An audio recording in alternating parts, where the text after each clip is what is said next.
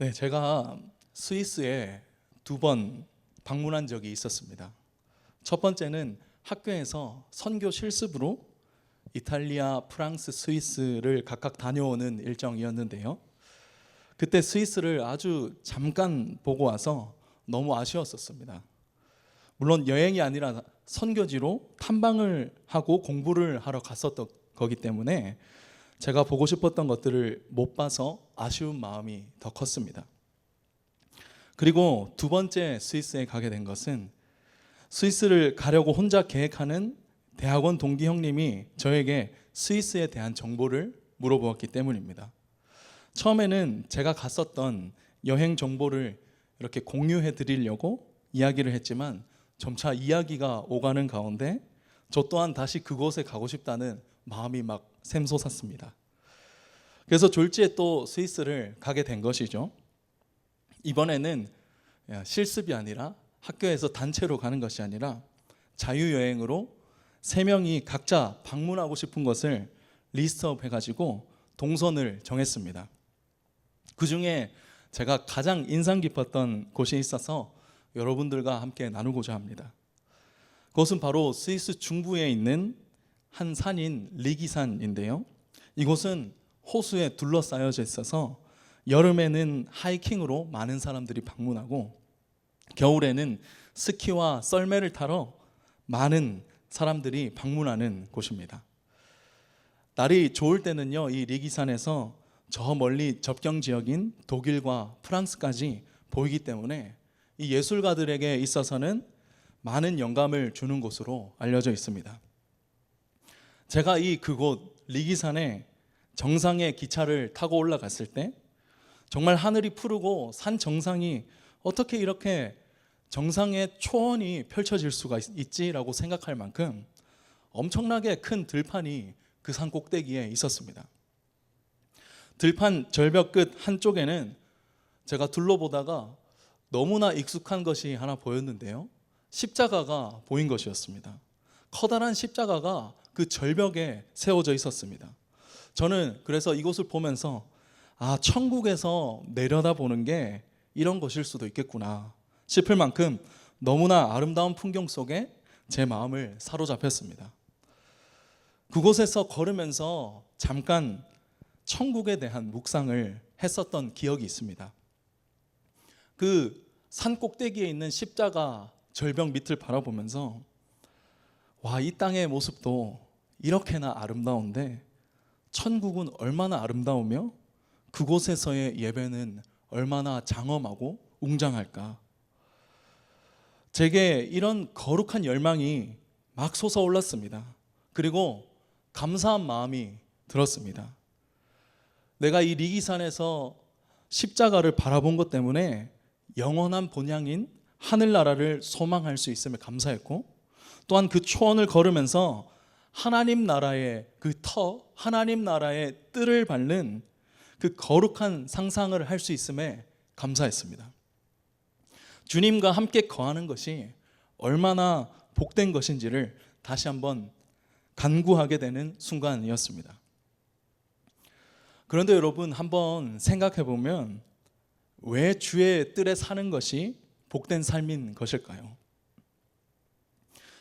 요즘 믿지 않는 분들에게 교회를 간다고 하면 왜 이렇게 바쁜 삶 속에서 교회까지 가서 그런 고생을 하냐고, 주말에는 가족들과 쉼을 보내면서 의미 있게 보내지 왜 교회 가서 또 고생하냐고 말하는 분들이 있습니다. 사실 이런 말들을 들으면 우리가 이러한 분들에게 교회라는 주의 뜰에 사는 것이야말로 복된 삶인지를 우리의 삶으로 아주 거침없고 담대하게 증거해야 할 텐데 이것이 실제 우리의 삶의 현장에서는 막상 쉽지는 않은 것 같습니다. 그렇다면 우리가 다시 한번 생각해 봤으면 좋겠습니다. 왜 주의 뜰에 사는 것이 복된 삶인 것일까요? 이것은 오늘날 저와 여러분들과 같은 우리 성도에게 가장 중요한 질문일지도 모릅니다. 왜냐하면 이 주의 뜰은 주님의 장소로서 주님을 향하여 예배하는 것을 의미하기 때문입니다. 그렇다면 우리는 또 다른 질문을 할 수가 있습니다. 아니 목사님, 우리는 이미 주의 뜰에 있는데요. 교회에서 예배 드리고 있잖아요. 혹은 목사님, 저는 예배당뿐만 아니라 일터에서도 그리고 가정에서도 예배하는데요. 네, 너무나 맞는 말입니다. 우리는 주님의 몸된 교회로서 한 곳에 모여서 이 게더링 예배를 하는 것, 이것이 바로 주의 뜰을 밟는 것이죠. 또한 삶 속에서 예배하는 모든 예배적 행위가 주의 뜰을 밟는 것입니다. 하지만 오늘 본문이 말하는 이 주의 뜰을 밟는다라는 것은 1차원적인 우리가 참여함으로써 그리고 드림으로써 그리고 섬김으로써 그런 예배 의미보다 더 깊은 예배 차원이 있는 것입니다. 우리가 이제 곧 말씀을 함께 살펴보겠지만 그렇기 때문에 우리는 말씀 가운데서 더 깊은 예배의 의미를 깨달아야 되고 나아가서 우리 또한 주님의 뜰을 밟아야 하는 것입니다. 사실 생각해 보면요, 요즘 우리 시대는 정말 예배가 넘쳐나는 시대가 됐습니다. 우리가 바로 떠올릴 수 있는 예배만 하더라도 주일 예배, 주중 예배, 그리고 특별 예배와 같은 다양한 예배들을 우리는 접할 수 있는 시대에 살고 있습니다. 하지만 중요한 것은 이러한 많은 예배 가운데서도 우리의 예배 안에서 영혼이 더욱 곤고해지거나 또 실족하거나 기쁨이 사그러드는 것을 경험할 때 우리는 좌절을 경험합니다. 이것은 오히려 더 많은 예배를 드리고요, 더 많은 예배의 기회가 있는 자들에게 이러한 곤고함과 실족함이 찾아올 수가 있다는 것입니다.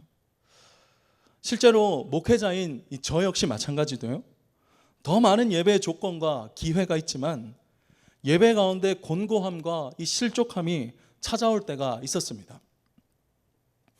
제가 신학대학원 시절에 목회자로 집중적으로 훈련받기 위해서 이 경건학기라는 학기가 있었습니다. 이 기간 동안에는 한 학기 동안 모든 학생들이 하루에 많게는 3번에서 4번 그리고 5번까지 예배를 드렸는데요. 새벽 예배, 채플, 저녁 예배, 그리고 기숙사 안에서 드리는 그런 예배들이 있었습니다. 거기서 아직도 기억이 생생한 것은 저녁에 기숙사 안에서 돌아가면서 예배할 때마다 기숙사 전체 건물이 아주 크게 울릴 정도의 뜨거운 기도의 현장이 있었습니다.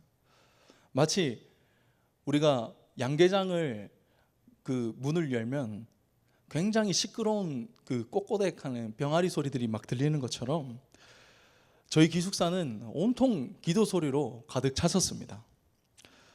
제가 그것을 처음 목격했을 때 얼마나 은혜로운 광경이었는지 모릅니다. 분명 방금 전까지만 해도 함께 생활을 하는 방이었는데 이제는 그곳이 각자 저마다의 찬양과 기도 소리로 울리는 것을 보았을 때 이 하나님의 거룩한 어벤져스가 바로 여기 있구나, 이 땅에 교회의 소망을 느낄 수가 있었습니다. 이처럼 경건학기는 다시 없을 귀한 은혜의 시간이었습니다. 하지만 이 경건학기가 끝난 후 학년이 이제 한 학년씩 올라가고 어느덧 졸업할 때가 되었을 때 후배들의 이 경건학기의 모습을 보면서 제 입에서 이런 말들이 나오더라고요. 아이고 고생하네, 야 힘들겠다. 순간 너무나 자연스럽게 제가 말했지만 이 말을 하고 아차 드는 생각이, 내가 머리만 굵어졌지 나의 신앙은 오히려 도태되었구나. 내가 정말 주님을 위해 살아가겠다고 결단한 그 수많은 예배를 부정하는 제 모습을 바라볼 수가 있었습니다. 마치 이사야 선지자의 예언과 같이 여호와 하나님께서 내 앞에 무수한 제물을 바치는 행위만 보이러 오는 마당만 밟는 신앙이 그 모습이 제 모습 같아서 스스로를 책망하기도 또 슬퍼하기도 했습니다. 이처럼 많은 예배와 또 많은 예배의 기회와 주님을 사랑할 수 있는 많은 조건들을 갖고 그 현장 가운데 있을지라도 왜 우리가 이러한 수많은 예배 가운데서 곤고함과 실족함을 겪는 것일까요? 저는 오늘 말씀을 나누는 저와 여러분들에게 이 질문을 한번 던지면서 주님의 뜻을 한번 깨달아 가기를 원합니다. 사실 여러분, 우리가 수많은 예배 조건과 기회 가운데서 우리가 곤고함과 실족함을 겪는 이유는 우리가 믿음으로 밟는 그 뜰이 주의 뜰이 아닐 수가 있기 때문입니다. 어쩌면 지금 이 자리에 있는 우리 또한 밟고 있는 이 자리가 주의 뜰이 아닐 수 있다는 것, 우리는 이 사실을 반드시 기억해야 할 것이며 또한 우리의 신앙을 돌아보면서 경각심을 가져야 합니다. 내가 예배한다고 하지만, 예배한다고 생각하지만 내 마음에 주의 말씀에 찔림이 없고 거룩한 회개가 없고 견딜 수 없는 주를 향한 열정이 없다면 우리가 서 있는 그곳이 곤고하고 황폐한 땅과 같은 주의 뜰이 아닐 수가 있다는 것입니다. 이처럼 어떻게 보면 신앙을 지킨다라는 것은 우리가 어떻게 주의 뜰을 밟고 있느냐에 대한 문제일 수가 있습니다. 이것은 어떠한 면에서는 매우 쉬울 수도 매우 어려울 수도 있습니다. 하지만 우리가 어떻게 주의 뜰을 밟을 것인가에 대한 의미를 우리의 신앙 가운데서 찾지 못한다면 우리는 어쩌면 이사야 선지자가 말했던 것처럼 나 자신도 모르는 사이에 주님의 뜰이 아닌 단지 건물의 터와 같은 이 마당만 밟는 신앙으로 변질될 수가 있다는 것입니다. 여러분, 중요한 것은 오늘 본문의 다윗은 참 감사하게도 이 주의 뜰을 밟는 것에 대한 의미를 알았고요, 실제로 그 주의 뜰을 밟는 예배자였다는 것입니다. 오늘날 우리는 어쩌면 이 다윗의 신앙, 주의 뜰을 밟는 그 순수한 고백을 잃어버린지도 모르겠습니다. 그저 주님 한 분만으로 만족하고 기뻐하는 그 순수한 그리고 진실한 예배 가운데 나의 모든 나됨이, 내가 주인 되고 내가 왕이 되려고 했던 나됨이 사라지고 주님과 함께 거하는 하나됨, 우리는 이 주의 뜰을 밟는 다윗의 예배가 점점 더 사라지는 시대 속에 살고 있습니다. 그렇다면 우리가 어떻게 이 주의 뜰을 밟지 못하는 것일까요? 아니, 왜 그렇게 되었을까요? 그것은 바로 모든 것의 중심이 나에게 포커싱 되는 삶을 우리는 살아가고 있기 때문입니다. 나에게 포커싱 되는 삶, 이것은 세상의 빛과 소금으로 부름받은 교회된 성도에게 주는 위험한 유혹이죠. 주님의 몸된 교회로 부름받은 성도인 나지만 주님이 나의 주인이 아니라 내가 나의 주인이 되어서 스스로 어떻게든 뭐라도 해보려고 하는 모든 시도가 우리의 신앙 안에 있다라는 것입니다. 이러한 나에게 포커싱된 신앙은 어떤 결과를 낳냐면 결국 하나님이 찾으시고 하나님이 받으시는 예배가 아닌 내가 찾고 내가 받고자 하는 예배가 된다는 것이죠. 성경이 말하는 예배의 원리와 성경이 말하는 예배의 방법이 아닌 내가 원하고 내가 해야만 하는, 그래서 결국 예배의 결론이 나의 감정과 만족과 이해로 끝나버리는 너무나도 안타깝고 위험한 유혹이 바로 나에게 포커싱된 신앙입니다. 이것은 어느 누구에게도 예외가 없습니다. 우리 모두에게 놓여진 영적 유혹입니다. 사실 이 유혹은 인간이라면 누구나 한 번쯤은 맞닥뜨리는 유혹입니다. 우리가 성경의 이 복음서를 보면 이 베드로가 예수님의 모습을 보는데 어떤 예수님을 보냐면 예수님의 변모하시는 모습을 보는 장면이 있습니다. 베드로가 그 예수님의 그 변모하시며 그 광채가 나는 그 모습을 바라보면서 이렇게 말하는데요, 마가복음 9장 5절 말씀인데 제가 한번 읽어드리겠습니다. 베드로가 예수께 고하되 라삐여, 우리가 여기 있는 것이 좋사오니 우리가 초막 셋을 짓되 하나는 주를 위하여 하나는 모세를 위하여 하나는 엘리야를 위하여 하사이다 하니. 여러분 한번 생각해 봅시다. 왜 베드로가 예수님께 이런 말을 했을까요? 베드로는 예수님의 광채를 바라보면서 무슨 생각을 했을까요? 아마도 그는 이전에 전혀 볼 수 없었던, 보지 못했던, 눈부셔서 감히 쳐다볼 수 없는 그 영광의 광채를 바라보면서, 또한 그리고 구약을 대표하는 인물이죠, 모세와 엘리야, 이 두 사람이 대화하는 모습을 보면서 이렇게 생각했지 않겠습니까? 아, 이런 것이 예배구나. 아, 이게 바로 내가 찾던 예배였어. 이렇게 생각했지 않겠습니까? 심지어 베드로는 그 예수님과, 다른 누구도 아닌 예수님과 그 현장에 함께 있었고, 그 영광의 광채와 구약의 인물들을 보았기 때문이죠. 베드로에게 있어서 이런 경험은 굉장히 영적인 경험이었고, 한 번도 겪어보지 못한 그런 경험이었습니다. 하지만 우리가 놓치지 말아야 할 중요한 것은, 바로 베드로가 그 어떤 것들을 겪었던지 간에 내가 바라고 원하는 것이 예배의 결론이 되어서는 안 된다는 것입니다. 그러한 의미에서 오늘 다윗이 고백하는 주의 뜰은 우리에게 귀한 영적인 깨달음을 줍니다. 왜냐하면 다윗의 포커스는요, 언제나 주님이었기 때문입니다. 그는 심지어 자신의 아들이 죽었을 때에도 눈물을 닦고 일어나 경배했던 예배자였지 않습니까? 그리고 또한 예배의 현장에서 바지가 내려가는 그런 수모를 겪었음에도 왕이라는 체면을 차리지 않고 오직 하나님 앞에서 예배했던, 하나님께서 찾으시는 예배자였습니다.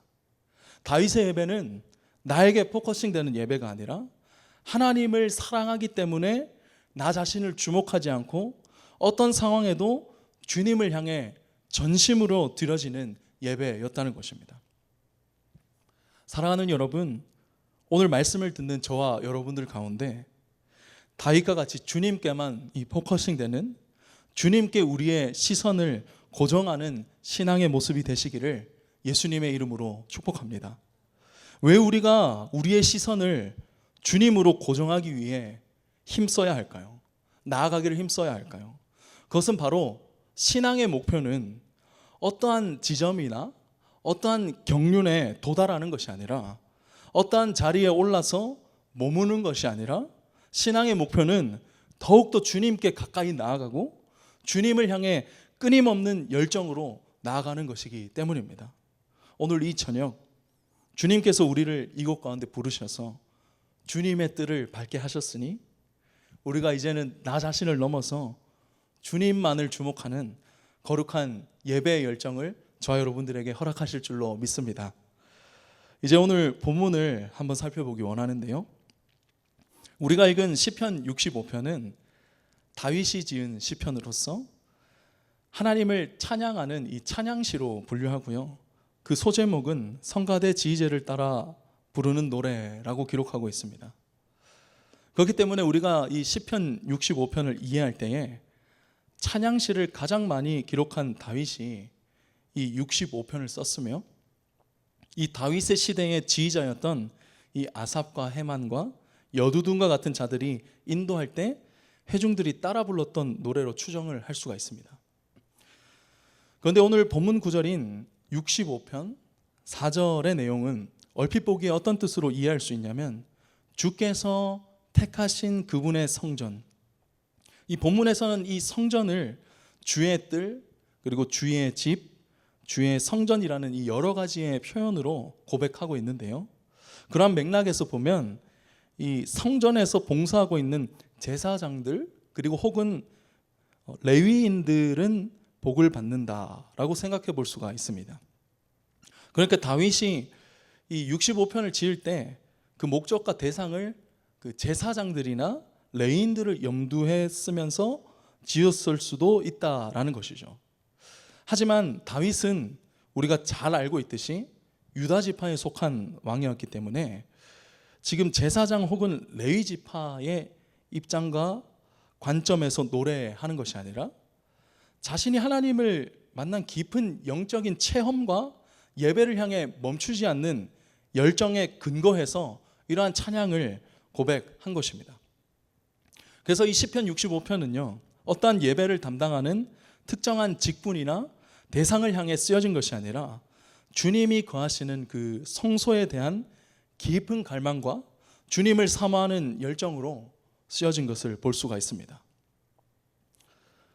저와 여러분들이 잘 아시는 바대로 다윗 시대에는요, 성전이 없었습니다. 그 이유는 하나님께서 다윗에게 성전을 건축하지 말라고 이 나단 선지자를 통해서 말씀하셨기 때문이죠. 다윗은 피를 많이 흘렸기 때문에 그 아들 솔로몬을 통하여 하나님의 거룩한 성전을 건축할 것을 다윗 자신도 고백했습니다. 그러나 다윗에게는 이 주의 성전을 향한 깊은 열망과 열정, 갈망이 있었습니다. 그래서 그는 비록 성전을 스스로 지을 수는 없었지만 성전 건축을 위한 모든 준비를 했었으며 그의 모든 삶 속에서 주의 성전을 향한 사모함이 있었습니다. 그래서 오늘 우리가 보게 되는 이 시편 65편은 어쩌면 다윗이 주의 성전을 향한 사모함이 얼마나 큰지를 더 잘 드러내고 있는 것 같습니다. 자신은 최상품 백향목으로 지은 왕궁에 살지만 하나님의 언약궤가 있는 성막은 그저 해달의 가죽 덮개로 덮여 있는 펄럭거리고 초라한 곳 같았기 때문입니다. 그래서 다윗은 오히려 더 주의 성전을 사모했던 것 같습니다. 오늘 본문 4절에 이 주의 성전이라는 뜻도 이 히브리어 원문으로 보면 이 거룩한 궁전이라는 뜻을 가지고 있습니다. 왕이 거주하는 처소라고 이제 해석을 하는데요. 다윗은 아마도 자신이 지내는 곳보다 더욱 훌륭하고 뛰어난 곳이 바로 하나님의 성전이 되기를, 그리고 하나님이 거하시는 곳이 되기를 늘 사모했던 자였습니다. 이처럼 저는 오늘 말씀을 듣는 저와 여러분들이 이 다윗과 같이 주님이 거하시는 성전을 사모하는 그 순전하고도 깊은 열정으로 주님 앞에 나아갈 때 주의 임재와 능력을 맛보아 깨달으시기를 예수님의 이름으로 축복합니다. 사모하는 자들에게 좋은 것을 주신다는 그 말씀을 의지하여 이 저녁 기쁨으로 주 앞에 나아가 그 은혜를 받아 누리는 저와 여러분들이 되시기를 축복합니다. 먼저 주의 뜻을 여러분 우리가 이해하기 위해서는 교회의 원형인 이 성막의 모습을 우리가 한번 생각해 볼 필요가 있습니다. 이 구약 시대에서 주의 뜰은 주님의 영광이 머무시는 그 지성소와 그 지성소를 둘러싼 성소를 중심으로 또 울타리가 있었는데요. 그 울타리 안에 있는 터가 바로 주의 뜰이었습니다. 그래서 이 주의 뜰이라고 하는 것은 이 세상과 구별된 곳으로 볼 수가 있죠. 이 울타리의 크기도 상당했습니다. 오늘날 우리의 단위로 환산해 보면 그 높이가 6.5피트 정도 됐다고 하는데요. 또한 이 울타리 동쪽 끝에 문이 있었는데 성소에서 제사를 드리려면 그 어느 누구도 반드시 이 문을 통과해야만 했었습니다. 그러니까 정리하자면 이 주의 뜰을 보기 위해서는 반드시 울타리 문을 통과해야만 하는 것입니다. 사실 너무나 당연한 말이죠. 그런데 우리가 곰곰이 한번 생각해 본다면 주님을 보기 위해서 문을 통과해야 한다라는 이 명제에 대해서 질문할 수도 있을 것 같습니다. 아니 오히려 교회를 다니지 않고 예수 그리스도를 믿지 않는 자들에게 왜 울타리 문을 통과해야만 하는지 궁금증을 가질 수가 있습니다. 사실 우리가 성막을 생각할 때 우리가 어렸을 때 교회 학교에서 혹은 설교나 또 양육을 통해서 듣고 배운 대로 이 성막이라는 것은 어떻게 보면 이 텐트와 같이 생각할 수가 있습니다. 하지만 텐트랑 성막은 분명 차이가 있습니다. 그것은 무엇이냐면 바로 방금 말한 것처럼 울타리입니다. 이 캠핑을 많이 다니시는 분들은 아실지 모르겠습니다. 이 울타리의 역할과 비슷한 것들이 있죠.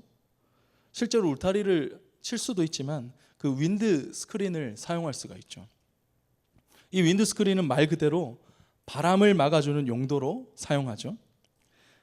하지만 이것은 바람을 막는 것뿐만 아니라 텐트를 보호해 줄 수 있는 기능, 그리고 프라이버시도 지켜줍니다. 마찬가지로 이 울타리도 이런 기능을 갖고 있습니다.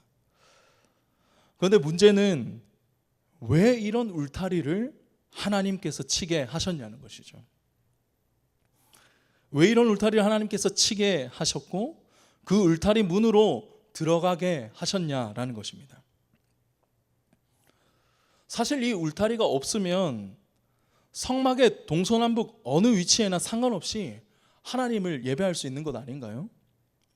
오히려 이 울타리 때문에 예배하지 못할 수도 있는 것 아닌가요?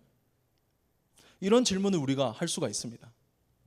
하지만 하나님께서 주의 뜰로 가기 위해 울타리를 치신 이유가 있습니다. 바로 그 이유는 거룩한 구별을 하시기 위해서입니다. 구약시대에서 하나님은 주의 백성에게 어떻게 예배하는 것인지를 아주 상세하게 알려주셨습니다. 성막의 모든 기구와 구조와 그리고 물품들을 어떠한 것으로 만들 것인지를 하나하나 다 알려주셨죠. 하나님께 드려지는 것이었기 때문에 하나님께서 직접 말씀하신 것들이었습니다. 하나님께서 이렇게 하신 이유는 바로 무분별하게 각자 저마다의 방법으로 예배하시기를 원하지 않으셨기 때문입니다. 그러한 부분에서 예배는 거룩한 구별인 것입니다. 거룩하게 구별되지 않으면 하나님의 공의와 정의 앞에서 우리는 죽을 수밖에 없는 존재가 될 수밖에 없죠. 죄가 있는 상태에서 성소로 나아가면 반드시 죽을 수밖에 없었습니다. 실제로 성경에 그 죽은 자들이 기록되어 있죠. 이처럼 죄로 인해 죽을 수밖에 없는 우리가 유일하게 나아갈 수 있는, 하나님께 나아갈 수 있는 방법이 바로 예배인데, 이 예배를 인간이 원하는 자기만의 방식으로 예배한다는 것을 하나님께서는 원하지 않으셨습니다. 예배 자체가 하나님의 방법으로 만들어진 인간의 유일한 통로인데, 이것을 인간이 계획하고 주관한다는 것은 질서에 어긋나는 것이 당연합니다. 우리가 지금 새벽에 열왕기를 보고 있는데요, 이 열왕기의 이 왕정시대에도 끊임없이 하나님께서 말씀하신 예배 방법이 아니라 어떻게 예배합니까? 그들이 산당을 짓고 분향하는 이런 모습들을 우리가 보지 않습니까? 지극히 인간의 관점과 입장에서 예배할 때 우리는 하나님의 뜻과 전혀 다른 행보를 걸을 수밖에 없다는 것을 우리는 깨달아야 할 것입니다. 사실 하나님께서는 우리를 가까이 하시기 위해서 예배라는 거룩한 구별을 하셨지만, 정작 우리는 우리의 방법으로 예배하려는 죄악된 본성이 여전히요 우리 안에 있습니다. 실제로 코비드 이후로 온라인 예배가 각 교회마다 제공되는 이유로 많은 세대가 교회를 떠나고 있음을 봅니다. 그들 가운데서는 이렇게 말하는 자들도 있습니다. 아직도 나는 여전히 크리스천이며 하나님을 거룩히 섬기는 자라고 말입니다.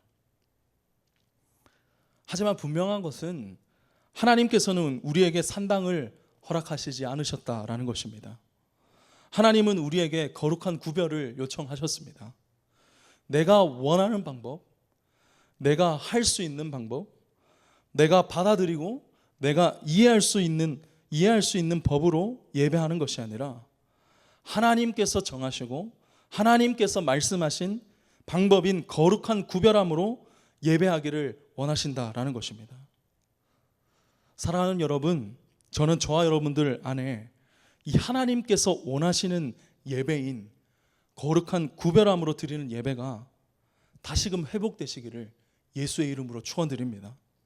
거룩함으로 구별된 예배 안에는 무한하신 하나님의 영광을 경험할 수 있습니다. 그래서 세상에서는 교회 안으로 들어오지 않는 이상 그 교회 안에서 무슨 일이 일어나는지 전혀 모릅니다. 왜냐하면 믿음의 시선으로 바라보지 못하기 때문에 여전히 교회를 통해서 일어나는 그 주님의 역사와 영광을 전혀 볼 수 없는 것입니다. 하지만 저와 여러분 같이 하나님께서 자녀 삼으셔서 거룩한 구별을 하신 교회된 성도는 믿음의 눈으로 알 수가 있는 것입니다. 우리의 교회 안에서 예배 가운데 어떠한 일이 일어나는지 말입니다. 여러분, 우리가 교회 안에서 어떤 것을 경험합니까? 너무나 많은 것들을 경험하시겠지만 가장 중요한 경험이 무엇이겠습니까? 바로 이 세상에서 가장 위대한 만남을 경험하는 것이죠. 감히 하나님 앞에 설 수 없는 우리가, 그 우리의 존재가 예수 그리스도의 보혈을 통해서, 그 은혜를 통해 주님과 함께 친밀함을 누리고 그분의 자녀됨의 권세를 누리는 것을 경험할 수가 있는 것입니다. 이것이야말로 세상이 줄 수 없는 경험이며 그 어느 누구도 따라할 수 없는, 그리고 흉내낼 수 없는 진리이지 않겠습니까? 여러분, 우리가 이 주의 뜰로 나아가는 이 거룩한 구별됨의 모습을 한번 상상해 보기를 바랍니다. 저는 이 말씀을 준비하면서 이 눈을 감으면서 한번 상상해 봤는데 한번 들어보시기 바랍니다. 저와 여러분은 지금 주의 뜰에 홀로 걸어가고 있습니다. 한 손에는 나의 죄를 대신해 죽어야 하는 희생 제물을 줄에 매달아 함께 성소를 향해서 가고 있습니다. 성소까지의 거리가 가깝지는 않았을 겁니다. 내가 지은 그 죄 때문에 그 해결할 수 없는 죄를 가지고 고통스러운 가운데 그 성소를 걸어가고 있습니다. 성소까지 걸어가며 많은 자들이 나를 쳐다보면서 수군거리는 것을 한번 들어보십시오. 무슨 죄를 저질렀길래 저렇게 큰 재물을 들고 가는 거야? 혹은 하나님을 믿는다는 자들이 왜 죄를 짓는데? 이와 같이 많은 정죄함과 비아냥 속에서 부끄러움을 무릅쓰고 성소까지 묵묵히 걸어갑니다. 여러분, 저는 이 성소까지 걸어가는 이 죄인의 여정이 바로 성도의 인생과 같이 느껴집니다. 우리가 이 성소를 향해 주의 뜰을 밟기 위해 나오는 그 여정이 사실은 쉽지가 않죠. 지금 이 자리까지 온 것이 결코 쉽지가 않습니다. 반드시 거룩한 구별을 해야 하는 것이죠. 내 몸과 마음을, 그리고 내 시간을, 내 삶을 주 앞에 드리기 위하여 거룩한 구별을 하는 것입니다. 저는 이것이 주께서 받으시는 거룩한 구별의 예배인 줄로 믿습니다. 우리 성도님들을 주의 뜰로 부르시는 그 주님의 은혜가 없다면 우리가 결코 그 거룩한 곳으로 나아갈 수가 없음을 바라봅니다. 제가 또 신학대학원 시절에 교회 밖 현장 실천이라는 프로그램이 있었습니다.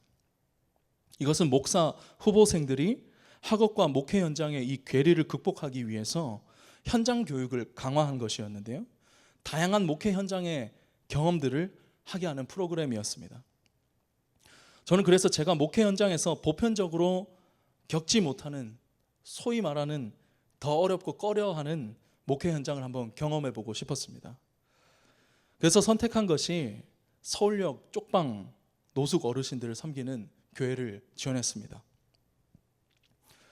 그리고 방학이 되어서 실제로 그 현장에 가보니 제가 생각했던 것보다 더 열악한 환경에서 목사님께서 목회를 하시고 계셨습니다.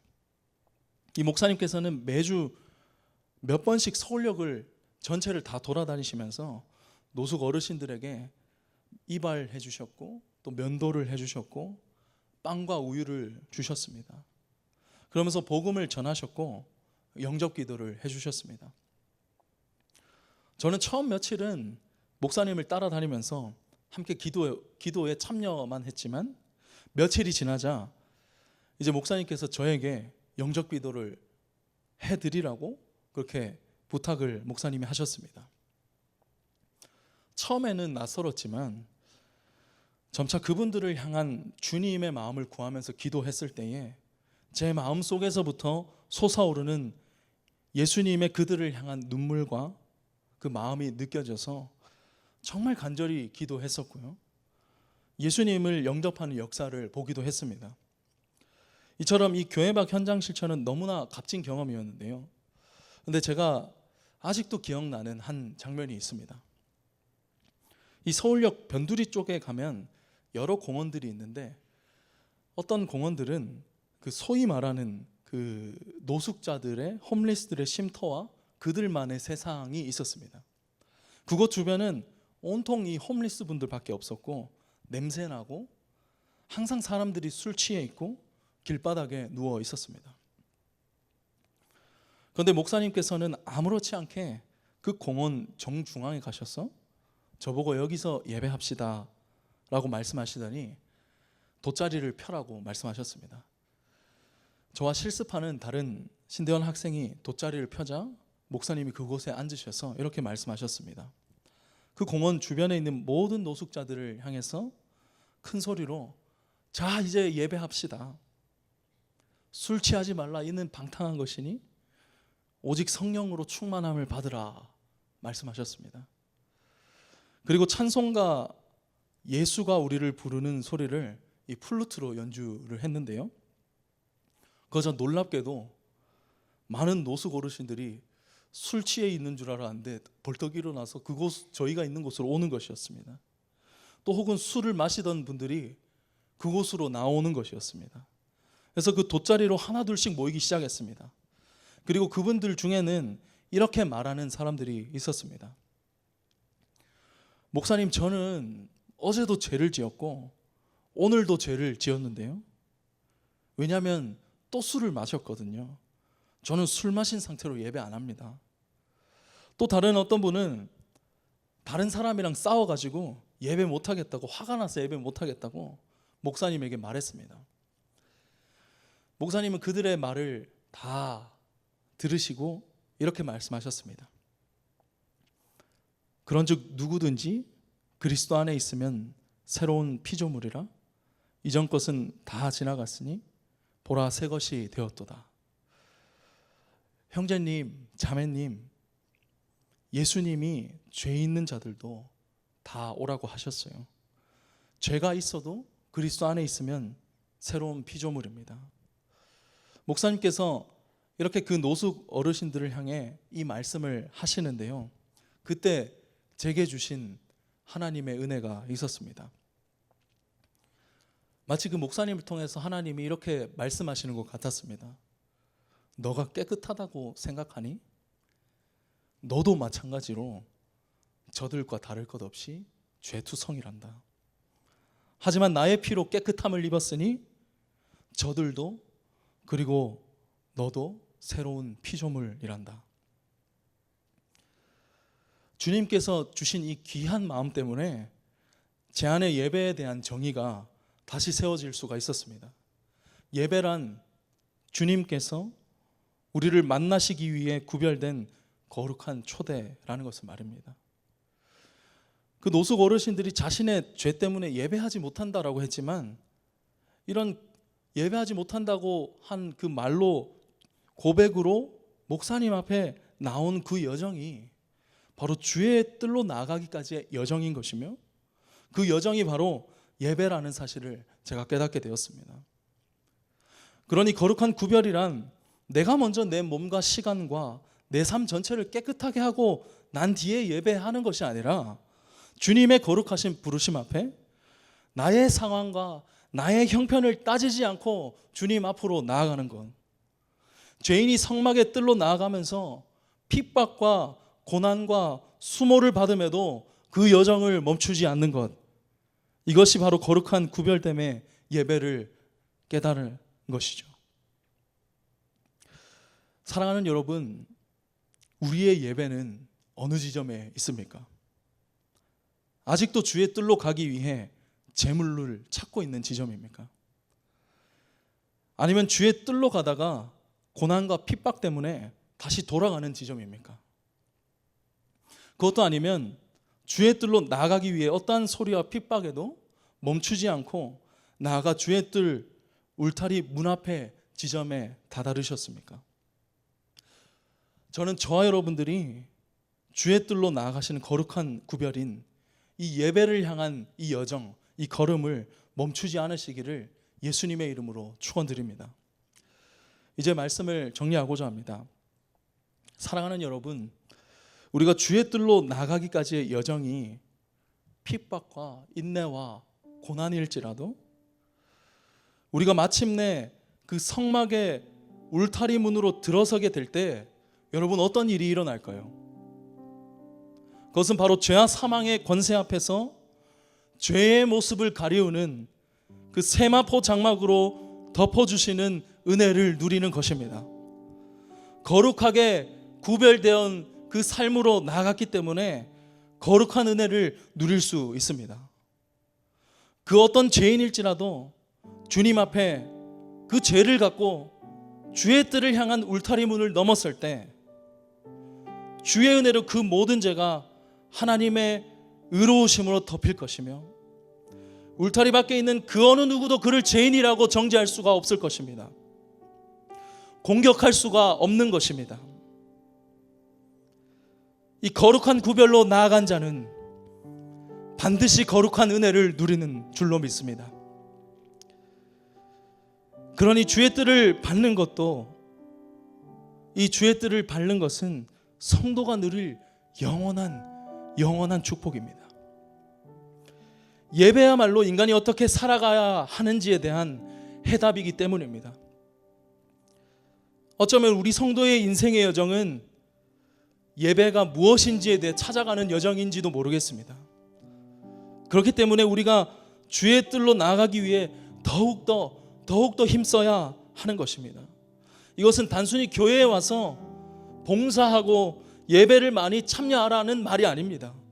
주님을 사랑하기 때문에, 내가 주님을 사랑하기 때문에 더 가까이 주님 앞으로 나아가는 것이죠. 이것이 성도된 우리가 마땅히 해야 할 예배의 모습입니다. 요한계시록을 보면 사도 요한이 하나님의 계시를 받고 기록한 장면이 있는데 천상의 예배의 장면이 기록되어 있습니다. 특별히 계시록 7장에 자세히 기록되어 있는데요, 여기서 천상의 예배에는 보좌가 있는데 주께서 앉으시는, 이 하나님께서 앉으시는 가장 보배로운 자리를 보좌라고 하죠. 이 보좌를 중심으로 장로들과 그리고 네 생물이 예배하는 모습들이 나옵니다. 여기서 장로들이란 인간을 대표하는 자들로 보고 네 생물은 이 피조 세계를 대표하는 존재로 보는 관점이 지배적입니다. 특별히 이 네 생물의 원어적인 의미는 이 세라핌이라고 해서 그 자음이 사라프인데 어떤 뜻을 갖고 있냐면 태우다라는 뜻을 갖고 있습니다. 그러니 지금 네 생물은 하나님께 가까이 가기 위해서 자신을 불태움으로 예배한다라는 뜻이죠. 하나님께 가까이 가기 위해서 불태워지는 존재, 이것이 피조 세계를 대표하는 예배의 모습입니다. 나 자신을 주님 앞에 태우는 것, 이것은 나의 모든 나됨을 주님을 위해 다 태워버리는 것을 통해 주님 앞으로 더 가까이 나아가는 천국의 예배의 모습입니다. 여러분, 우리가 왜 주의 뜰을 사모해야 할까요? 그것은 바로 주님께서 우리에게 거룩한 구별의 요청을 하셨기 때문입니다. 이 요청은 바로 예배입니다. 우리가 이 땅 가운데서 예배하지만 사실 이 땅에 죽어서도 우리가 영원히 우리의 본향인 천국에서 멈추지 않고 예배할 것입니다. 천국의 예배는 멈추지 않습니다. 천국의 예배의 모습은 주님 앞으로 더 가까이 나아가기 위해서 나의 모든 것들을 태움으로써 나아가기를 힘쓰는 예배입니다. 그래서 우리의 예배 또한 나의 상황과 나의 형편을 주목하지 않고 주께서 원하시는 거룩한 구별됨으로 울타리 문을 통과해서 그 거룩한 은혜의 보좌 가운데 나아가야 할 줄로 믿습니다. 주님과 친밀함을 누리고 하나됨을 누리는 것, 이것이 바로 천국의 예배이고 거룩한 구별됨의 예배입니다. 놀라운 것은 이 거룩한 구별됨의 예배의 비밀을 다윗이 깨달았던 것입니다. 그래서 그가 이렇게 고백하지 않습니까? 내가 여호와께 바라는 한 가지 일, 그것을 구하리니 곧 내가 내 평생에 여호와의 집에 살면서 여호와의 아름다움을 바라보며 그의 성전에서 사모하는 그것이라. 아멘. 사랑하는 여러분, 우리가 이 땅 가운데 추구해야 할 가장 큰 가치는 무엇이겠습니까? 우리의 집을 사거나 좋은 차를 타거나 혹은 기업을 세우거나 교회를 많이 세우거나 내 능력으로 교회를 세우는 그런 것 말고요, 바로 주님께 더 가까이 나아가는 것 아니겠습니까? 하나님 앞에서 나 자신을 온전히 드리고 그 주님께 머무는 것, 이것이 바로 우리 성도가 가져야 할, 추구해야 할 가장 큰 가치인 줄로 믿습니다. 이 놀라운 천국의 예배의 비밀은 주의 뜰로 나아가 그 울타리 문을 넘어서는 자들에게만 주어지고 경험되어집니다. 그 거룩한 구별의 초대장을 주께서 저와 여러분들에게 허락하신 줄로 믿습니다. 이제 우리가 해야 할 것이 있습니다. 그 지성소가 있는 주의 뜰을 향해서 어떠한 핍박과 고난과 수모에도 멈추지 않고 나아가는 믿음의 발걸음입니다. 여러분, 이것이 성도가 세상을 이길 힘과 능력인 줄로 믿습니다. 주께서 우리에게 그 길을 허락하셨으니 주께서 그 길을 책임지시고 인도하실 것입니다. 오늘 이 놀라운 은혜, 거룩한 구별을 요청을 하시는 주님 앞에 우리가 기쁨으로 나아가 세상이 줄 수 없고 세상이 결코 흉내낼 수 없는 주의 뜰에서 주님과의 친밀함과 온전한 연합과 하나됨을 누리는 저와 여러분들이 되시기를 예수님의 이름으로 축원드립니다.